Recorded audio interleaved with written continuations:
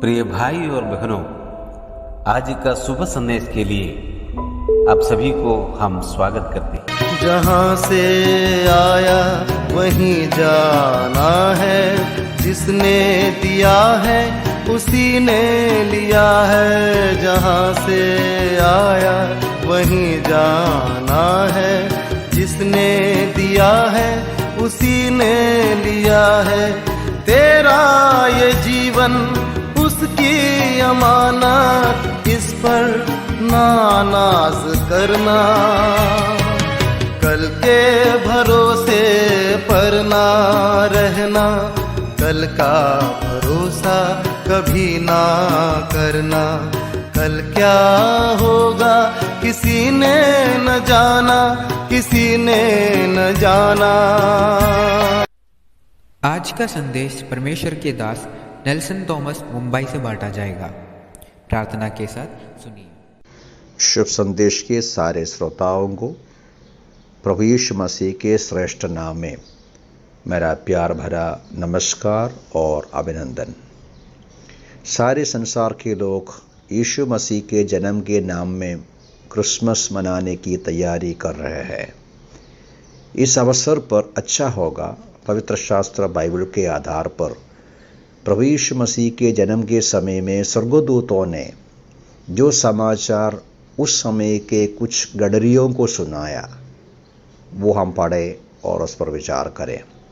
इसलिए लूका सुसमाचार 2 अध्याय 10 और 11 पदों को हम पढ़ेंगे। तब स्वर्गदूत ने उनसे कहा, डरो मत, क्योंकि देखो मैं तुम्हें बड़े आनंद का सुसमाचार सुनाता हूँ जो सब लोगों के लिए होगा। क्योंकि आज दाऊद के नगर में तुम्हारे लिए एक उद्धारकर्ता जन्मा है और यही मसीह प्रभु है। और भी नीचे कई बातें स्वर्गदूत कह रहा है, लेकिन यहाँ एक महत्वपूर्ण 2 विषय हमारे ध्यान में लाना है। वो ये है, स्वर्गदूत ये कह रहा है, ये जो जन्मा हुआ बच्चा अर्थात यीशु कौन है? वो उद्धार करता है, छुड़ाने वाला है, मसीहा है, प्रभु है। सारे यहूदी सालों से जो मसीहा का इंतजार किया, जो उन्हें अन्य देश के लोगों के बंधनों से, गुलामगिरी से छुड़ाएगा, आज़ाद करेगा, उनको उद्धार देगा, उनके बीच में शांति, समाधान, धार्मिकता लाएगा, वो प्रभु है। ये जो बच्चा बैतलहम में जन्मा है। उसके अलावा ये भी कहते हैं, इस बच्चे से आपका क्या लाभ होगा? कई बातें यहाँ हम देख सकते हैं, लेकिन एक बात ही थोड़ा समय के लिए हम जल्दी विचार करेंगे। वो ये है, डरो मत, डरो मत, क्योंकि देखो मैं तुम्हें बड़े आनंद का सुसमाचार सुनाता हूँ। यीशु मसीह का जन्म का अवसर सुसमाचार है, शुभ संदेश है लोगों के लिए। अब डर जाने का है, डरो मत। उनका डर का अलग अलग कारण है। हम सुसमाचारों में यीशु मसीह की कहानी के साथ हम पढ़ते हैं, उनका सेवकाई के बीच में कई बार लोगों को कहते हैं, डरो मत। आंधी तूफान देखकर प्रेरित डर गए, उनके चेले डर गए, उनको बोलते हैं, डरो मत। अपना बेटी का बीमारी के बीच में वो जो डरा हुआ पिताजी को, संकट में जो पिताजी को बोलते हैं, डरो मत। और अन्य बहनों को बोलते हैं, डरो मत। स्त्रियों को बोलते हैं, पुरुष हो, कोई भी क्यों न हो, डरो मत बोलते हैं। मनुष्य जाति में आपके और मेरे अंदर डर का अलग अलग कारण होता है। हम वर्तमान का डरते हैं, भविष्य का डरते हैं, भूतकाल का स्मरण में डर आ जाते हैं, जानवरों से डरते हैं, गिरावट का डर हमारे अंदर है। लेकिन सबसे बड़ा डर इंसान का भय जो है, वो सचमुच में मृत्यु का भय है। पिछले 8-9 महीनों से बीमारी का डर में, महामारी का डर में मनुष्य बैठे हैं और मृत्यु का डर में बैठे हैं।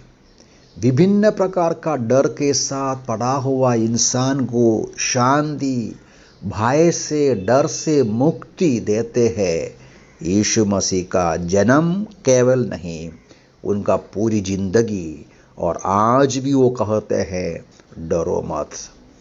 इब्रानियों की पत्र में ऐसा एक वचन है, वह हम ऐसा पढ़ते हैं, जिस प्रकार बच्चे मांस और लहू में सहभागी है, तो वो आप भी उसी प्रकार उनसे सहभागी हो गया कि मृत्यु के द्वारा उसको जिससे मृत्यु पर शक्ति मिली है, अर्थात शैतान को शक्तिहीन कर दे और उन्हें छुड़ा ले, जो मृत्यु के भय से जीवन भर दासत्व में पड़े थे।